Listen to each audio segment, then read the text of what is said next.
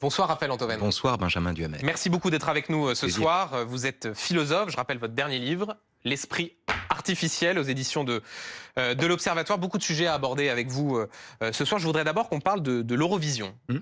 Petit résumé pour ceux qui peut-être n'ont pas suivi. La Suisse a gagné. Israël a obtenu un soutien important du public, mais on a aussi entendu des huées pendant la prestation de la candidate. On a vu ce qui lui est arrivé à Eden Golan, candidate confinée à son hôtel, transportée dans des convois ultra sécurisés, alors que des manifestants demandaient son exclusion.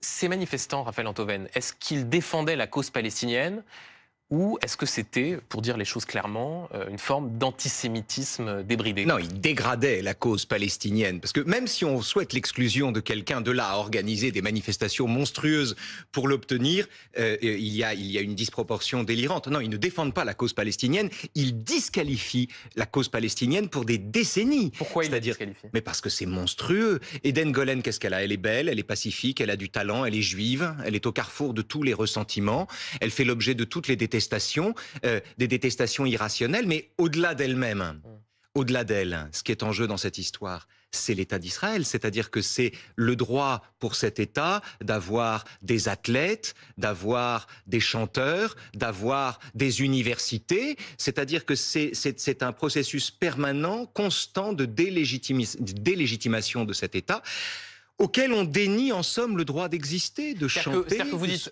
protester et demander l'exclusion d'Israël de l'Eurovision, ça ne peut pas être critiqué, dénoncer ce qui est en train de se passer à Gaza, c'est forcément nier à l'État d'Israël le droit d'exister. Il n'y a pas de marche possible. C'est-à-dire que il ne s'agit pas de criminaliser la défense de Gaza. C'est pas ça l'enjeu. On a raison de défendre les enfants de Gaza et ce qui se passe à Gaza, et on a raison de s'en indigner, on a raison d'y œuvrer. Mais une chose est de défendre Gaza, d'apporter son soutien à la cause des Gazaouis.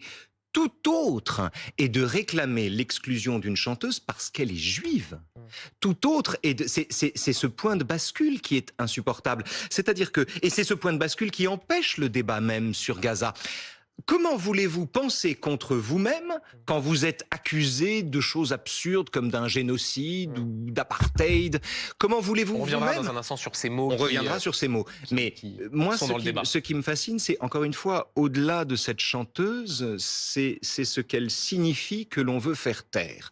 Et ce qu'elle signifie, en l'occurrence, c'est pas un génocide. Ce qu'elle signifie, c'est le droit à l'existence d'un État minuscule qui est une exception démocratique dans un monde de brutes. Et on reviendra évidemment sur ce qui est en train de se passer à Gaza avec l'offensive israélienne à Rafah. Quand on regarde ce qui s'est passé autour du concours de l'Eurovision et notamment les pays qui ont protesté quant à la présence d'Israël, la Finlande, l'Irlande, les Pays-Bas, la Grèce, est-ce qu'il y a un risque, Raphaël Antoven, que, au fond, Israël soit mise au banc des nations? Je lisais je crois que c'était un article dans l'Express ou une tribune qui se posait la question, Israël va-t-il devenir un État paria? Mais pardon, si on regarde par exemple les résolutions des Nations Unies, on s'aperçoit qu'une majorité d'entre elles concernent Israël et qu'aucune concerne des États scandaleux, des États totalitaires. Pourquoi il y a un deux poids deux mesures? Non, Israël a toujours été mis d'une certaine manière au banc des nations. Son existence est intolérable. L'existence de ce havre démocratique, encore une fois dans un espace qui ne l'est pas, est intolérable, est insupportable. Ce pays a toujours été mis au banc des nations. Le problème, c'est que du coup, quand on défend le droit de ce pays à exister, on est immédiatement rangé dans le camp des gens qui sont agressifs. Alors que défendre le droit de ce pays à exister, c'est défendre le droit d'une démocratie à exister, c'est-à-dire d'un pays, le seul pays du Proche-Orient où les Arabes ont le droit d'afficher leur orientation sexuelle ou de critiquer leur gouvernement sans aller en prison, c'est Israël. Donc, c'est ça qu'on déteste, c'est ça qu'on combat. Et défendre Israël, ce n'est pas défendre Israël, c'est défendre tout simplement un havre démocratique dans un espace qui ne l'est pas. En tout cas, le débat a également eu lieu en France avec un parti politique, un mouvement, la France Insoumise, qui a demandé l'exclusion d'Israël du concours. C'est quoi pour vous? Est-ce que c'est de l'opportunisme électoral, un soutien sincère à la cause palestinienne? Qu'est-ce que cela dit, cette façon qu'a eu la France Insoumise de monter au créneau quant à ce concours de l'Eurovision? Non, mais la France Insoumise épouse toutes les infamies depuis le 7 octobre. Elle diffuse les fake news du Hamas, en refusant d'ailleurs de retirer des posts qui ont été démentis ensuite, dont on s'est aperçu qu'ils étaient faux. Vous pensez à quoi le bombardement imaginaire de l'hôpital Al-Ali par un missile israélien, qui était en réalité une roquette palestinienne, qui avait fait 15 morts et non pas 500 morts. Les insoumis qui ont tweeté sur cette affaire ont laissé leurs posts. Encore aujourd'hui, à l'heure où je vous parle, les posts qui dénoncent les 500 morts causés par les bombardements israéliens existent toujours. Les insoumis diffusent les fake news. Il y a des victimes civiles, on va en parler dans un instant. Mais c'est un autre débat. Ouais. Une chose est de reconnaître justement, nous sommes privés de la liberté de reconnaître les victimes civiles par l'énormité du mensonge qui vient et de la propagande qui vient recouvrir ce fait. Les insoumis depuis le 7 octobre diffusent les fake news du Hamas et applaudissent des étudiants qui interdisent l'accès aux amphis à des juifs et évidemment participent d'un mouvement d'interdiction globale, réclament pour les athlètes israéliens de défiler sans bannière et maintenant... Alors, justement, parce que vous évoquez ce qu'il demande quant aux Jeux Olympiques, l'argument de la France Insoumise, c'est de dire il faut traiter Israël comme la Russie a été traitée après l'invasion de l'Ukraine en 2022. Au fond, il n'y a pas de raison d'avoir un traitement différencié. Ce parallèle-là, est-ce qu'il est valable? Non, il n'a aucun sens. Il n'a aucun sens que je sache.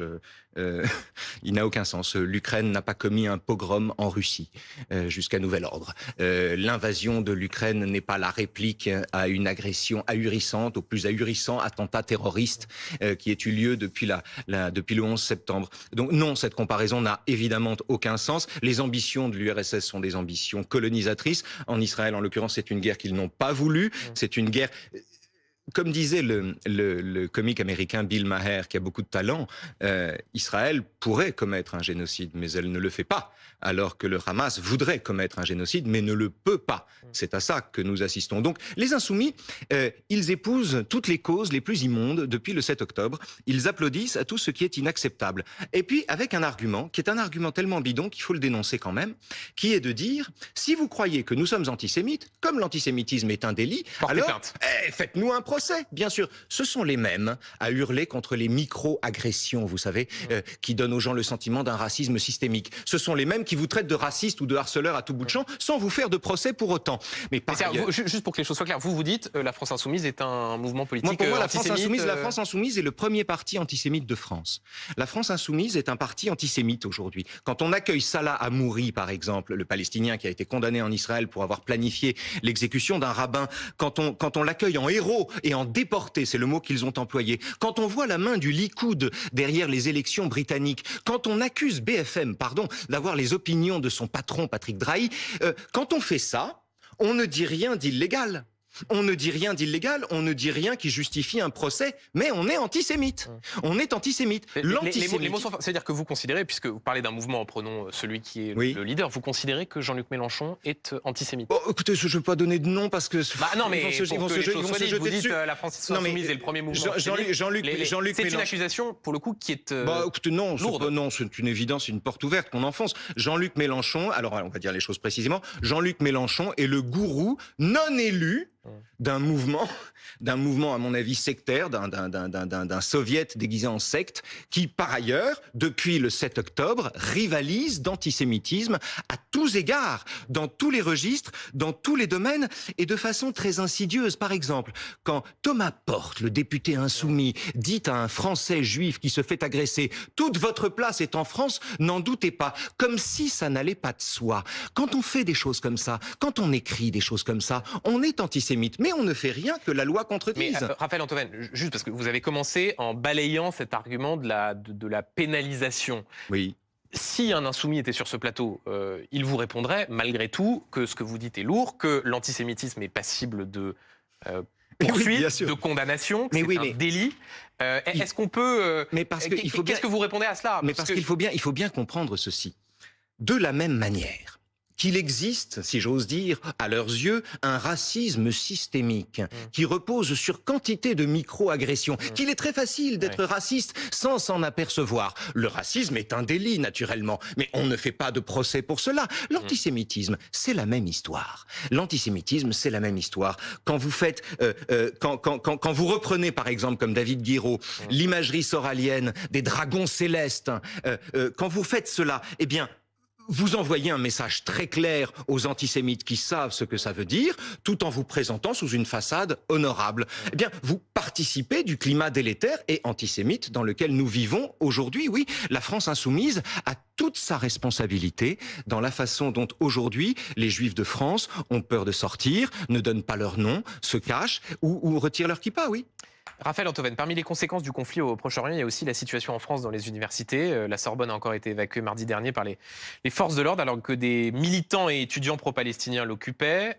On a dit beaucoup de choses sur ces étudiants à Sciences Po ou ailleurs, qu'ils étudiaient dans les temples du wokisme, si tant est qu'on puisse le définir, qu'ils étaient des présumés islamo-gauchistes. Est-ce que ce n'est pas aussi une mobilisation sincère d'une classe d'âge qui veut montrer son émotion quant à ce qui est en train de se passer à Gaza? Est-ce qu'il n'y a pas dans le débat public une façon trop rapide de tracer une équivalence entre le fait de se mobiliser, que ce soit à Sciences Po, à la Sorbonne ou ailleurs, et le fait de flirter immédiatement avec une forme d'antisémitisme? Vous avez raison.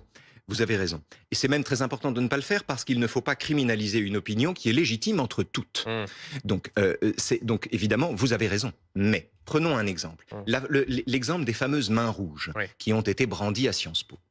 Les premiers... Alors, peut-être pour ceux qui nous regardent, pour préciser, on a vu des étudiants de Sciences Po avoir les mains rouges avec de la peinture rouge quand ils se mobilisaient devant la porte de Sciences Po Paris. Certains y ont vu une référence à ce qui était arrivé à Ramallah au début des années 2000. En 2000. Alors qu'un Palestinien, après avoir massacré 2 soldats israéliens, s'était montré à la fenêtre avec les mains à Ramallah avec ses mains rouges. Et c'est une image qui, évidemment, avait beaucoup choqué. Les étudiants qu'on a interrogés sur ce plateau disaient... On n'avait pas ça, on ne connaissait pas cette image. Et ces mains rouges-là, elles ont aussi été utilisées dans d'autres cadres. Eux disaient, il ne faut pas nous faire ce procès-là. Il faut pas, bien sûr, il ne faut pas nous faire ce procès-là. Je ne doute pas que les premiers à se peindre les mains en rouge ne connaissaient pas cette référence. D'abord, ils n'étaient pas nés en 2000, en général. Donc je ne doute pas qu'eux ignorent cette référence. En revanche, il n'est pas douteux non plus que ceux qui leur glissent l'idée de se peindre les mains en rouge pour dire « stop au carnage à Gaza » sachent très bien ce qu'ils font et sachent très bien l'image qu'ils renvoient aux tueurs, aux antisémites avérés, aux fous furieux. C'est une image qui a 2 entrées. L'antisémitisme raffole de ce double standard. On se présente l'air de dire « stop au carnage à Gaza » et en réalité, ce qu'on montre, c'est des paumes rougies comme à Ramallah en 2000. C'est-à-dire, on montre une image qui signifie « tuons des juifs ».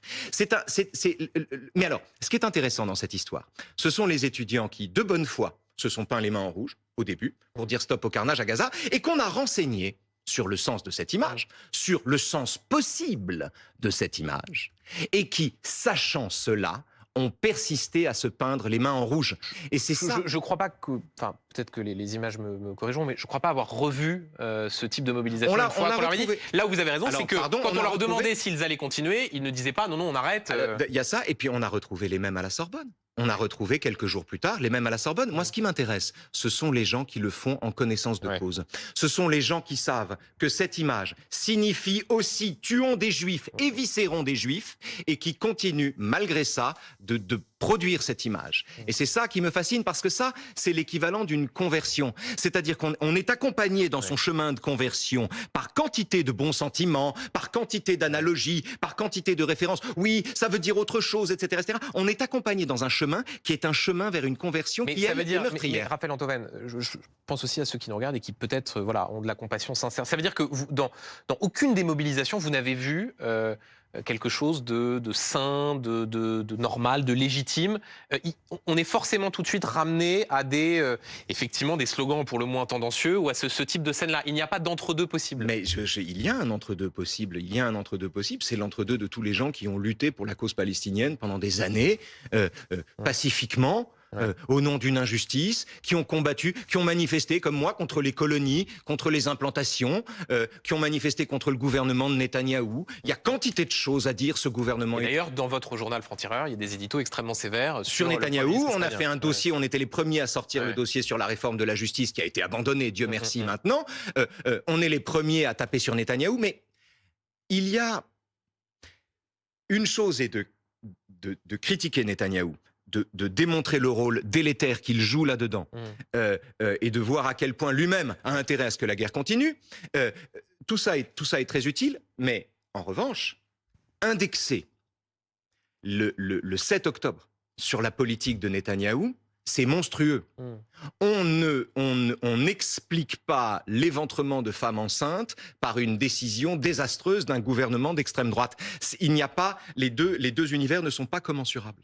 On parlait il y a un instant de la France Insoumise. Je voudrais qu'on voit la une de Franc-Tireur, votre journal cette semaine. Vous consacrez cette édition à Rima Hassan. En tout cas, c'est elle qui est en une. Je rappelle, juriste franco-palestinienne, en 7e position sur la liste de la France Insoumise pour les élections européennes. Elle était à votre place il y a une semaine sur ce même plateau.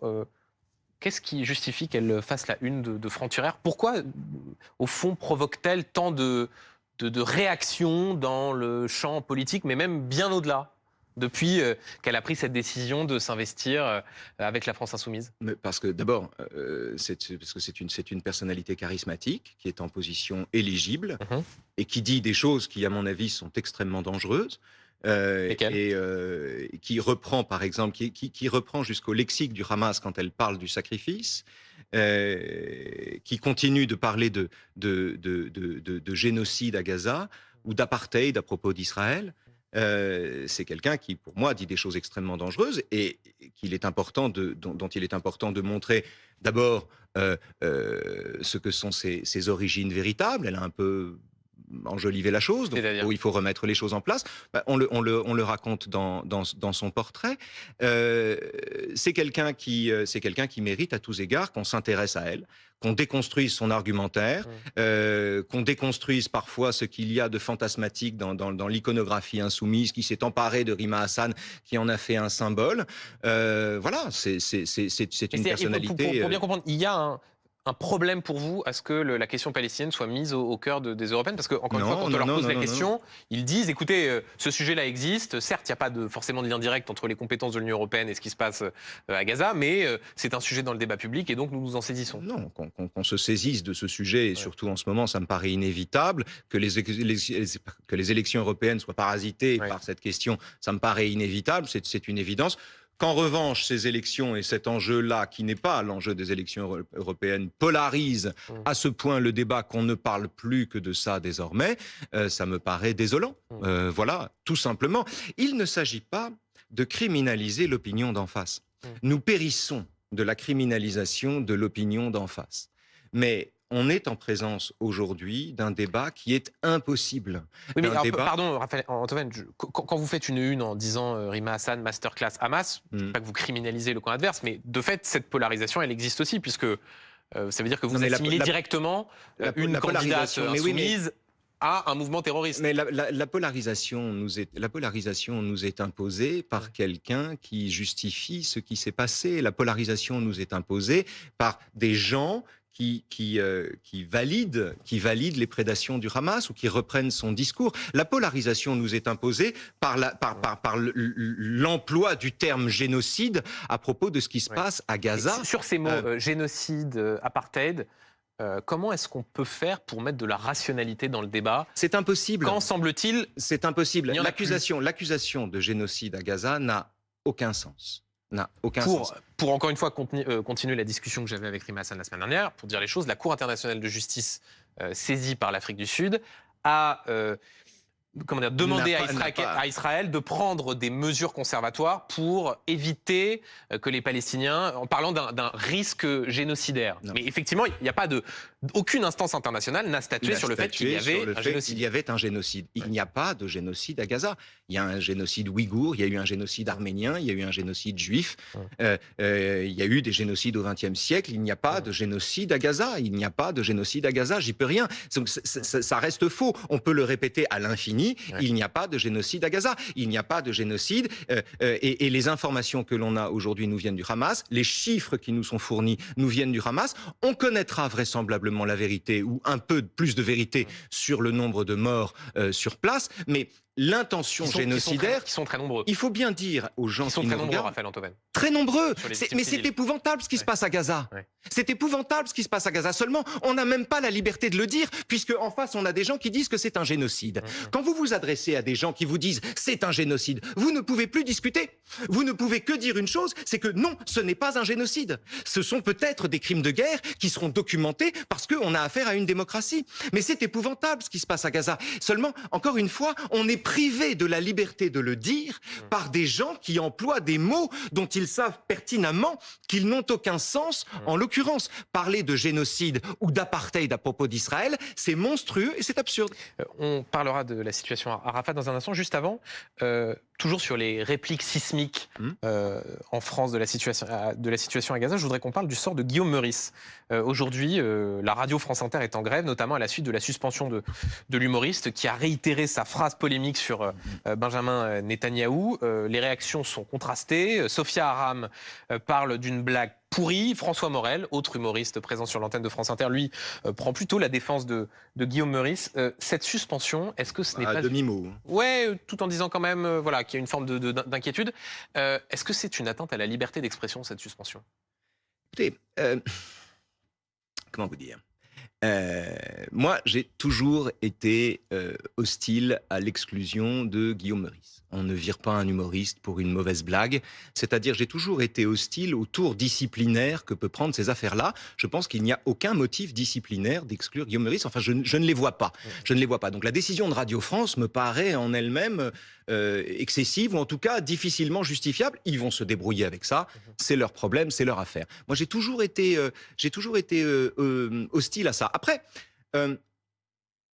vous n'êtes pas obligé, sur une chaîne, d'accueillir un humour pourri. Vous n'êtes pas obligé d'accueillir un humour...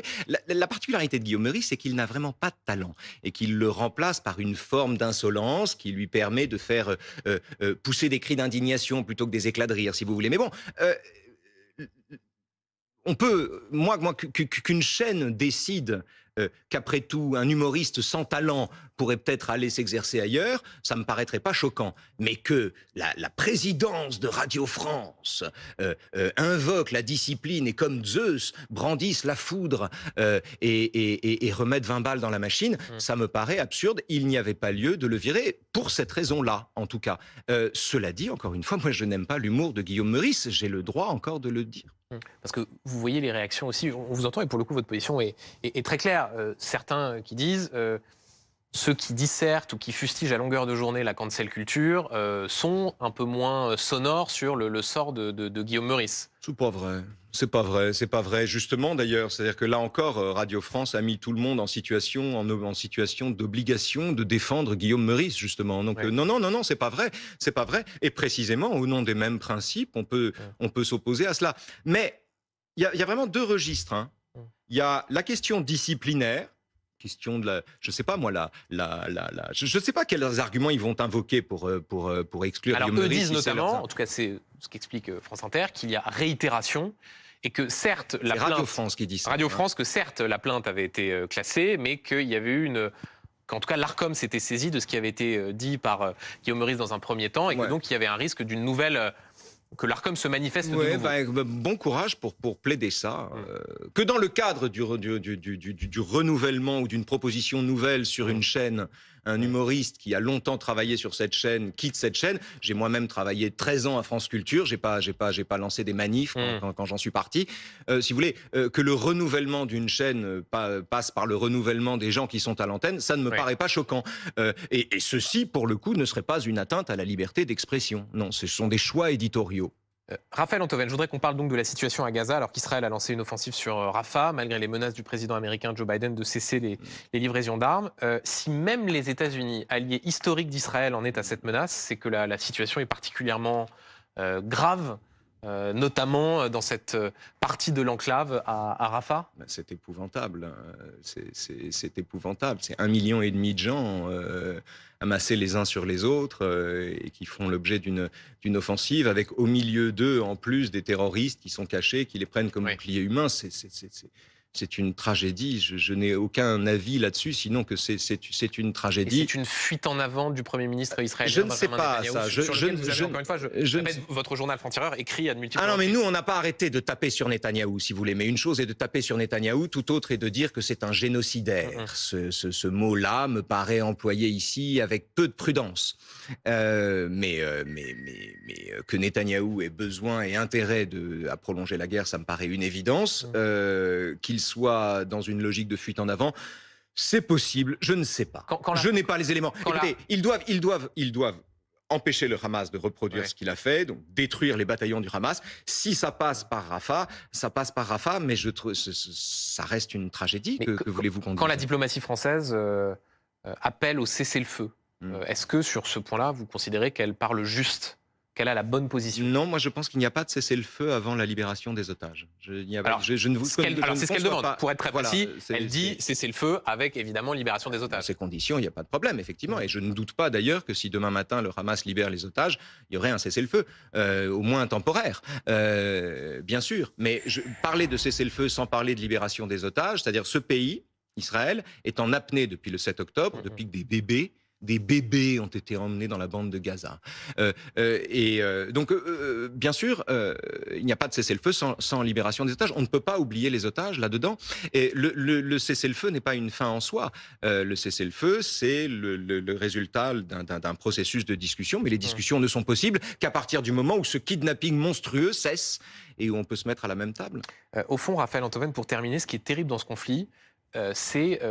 au-delà évidemment de la situation humanitaire, du drame du pogrom du 7 octobre, c'est cette impression que les deux camps ne peuvent plus se parler, même quand il s'agit de débattre du Proche-Orient, qu'ils n'utilisent plus les mêmes mots, qu'ils n'ont plus cette capacité à faire, à avoir la moindre langue commune. Comment on sort de cette impossibilité à dialoguer ? Je ne sais pas, mais il n'y a que la guerre. Il n'y a plus de dialogue. Il n'y a que la polarisation. Il n'y a pas de dialogue aujourd'hui. Le dialogue n'est pas possible. Le dialogue n'est pas possible par la démesure des mots qui sont employés. Encore une fois, le dialogue serait possible entre un défenseur de l'argumentaire des Palestiniens et un défenseur de l'argumentaire israélien.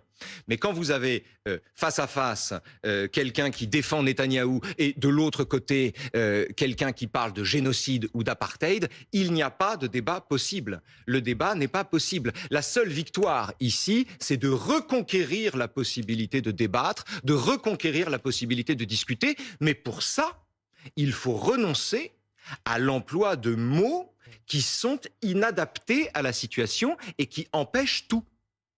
Merci beaucoup, Raphaël Antoven, d'avoir été l'invité de C'est pas tous les jours dimanche. Je rappelle votre livre, L'esprit artificiel aux éditions de l'Observatoire et la une de Franc-Tireur, que nous avons donc eu l'occasion de commenter sur Rima Hassan.